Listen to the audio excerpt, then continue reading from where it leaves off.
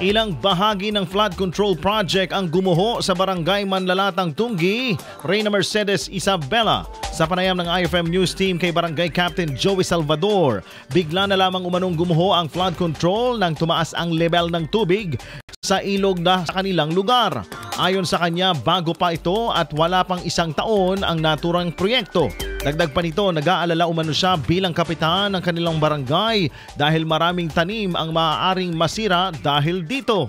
Concern ako dahil ako ang nakasakop dyan kasi ang mga lupa ng mga tao, mga pananim, masisira kung bakit biglang gumuho yung flood control.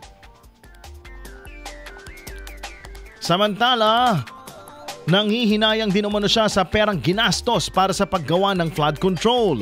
Giit pa ng kapitan, dapat matibay umano ang mga ganitong uri ng proyekto. Sayang naman yung gastos dyan kasi bagong-bago na napatayo. Kaya dapat sana yung mga project na yan, dapat matibay sana para hindi masayang lang ang pera ng gobyerno. Samantala, nang bisitahin ng IFM News Team ang nasabing site ay kapansin-pansin ang manipis na semento at bakal na ginamit.